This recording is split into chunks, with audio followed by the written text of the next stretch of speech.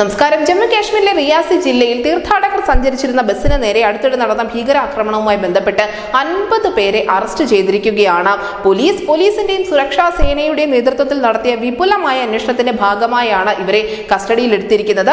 ഇത് ആക്രമണത്തിന് ആസൂത്രണം ചെയ്യാൻ സാധ്യതയുള്ളവരെ തിരിച്ചറിയുന്നതിനും പിടികൂടുന്നതിനുമൊക്കെ സഹായകമാകും എന്ന് തന്നെയാണ് കണക്ക് കൂട്ടുന്നത്. നമുക്കറിയാം, ഞായറാഴ്ച വൈകുന്നേരമായിരുന്നു ഖത്രയിലെ മാതാ വൈഷ്ണോദേവി ക്ഷേത്രത്തിലേക്ക് തീർത്ഥാടകരുമായി സഞ്ചരിച്ചിരുന്ന ബസ് ഭീകരർ നടത്തിയ വെടിവെപ്പിനെ തുടർന്ന് ആഴത്തിലുള്ള മലയിടുക്കിലേക്ക് മറിഞ്ഞ് പ്രായപൂർത്തിയാകാത്ത ഒരാൾ ഉൾപ്പെടെ 9 പേർ കൊല്ലപ്പെടുകയും 41 പേർക്ക് ഗുരുതരമായ പരിക്കേൽക്കുകയും ചെയ്തത്. ഉത്തർപ്രദേശ്, രാജസ്ഥാൻ, ദില്ലി എന്നിവിടങ്ങളിൽ നിന്നുള്ള തീർത്ഥാടകരായിരുന്നു ഈ ബസ്സിൽ ഉണ്ടായിരുന്നത്. എന്തായാലും കശ്മീരിലെ ഈ ഭീകരാക്രമണത്തിന്റെ ഓരോ കണ്ണിയെയും ഇപ്പോൾ പൊക്കി തുടങ്ങിയിരിക്കുന്നു എന്ന് തന്നെ വേണം മനസ്സിലാക്കാൻ. ഈ കൂട്ട അറസ്റ്റിൽ നിന്നും ഉദ്ദേശിക്കുന്നത് ഈ ആക്രമണവുമായി നേരിട്ട് ബന്ധമുള്ള ആളുകളിലേക്ക് എത്തുക എന്നത് കൂടിയാണ്. ഇപ്പോൾ അറസ്റ്റ് ചെയ്തിരിക്കുന്ന എല്ലാവർക്കും കേസുമായി നേരിട്ട് ബന്ധമുണ്ട് എന്നല്ല, പക്ഷേ ഇവരിലൂടെ കൃത്യമായി പ്രതികളിലേക്ക് എത്താൻ സാധിക്കുമെന്ന് തന്നെയാണ് സുരക്ഷാ ഉദ്യോഗസ്ഥർ വിശ്വസിക്കുന്നത്. News desk Malayalam.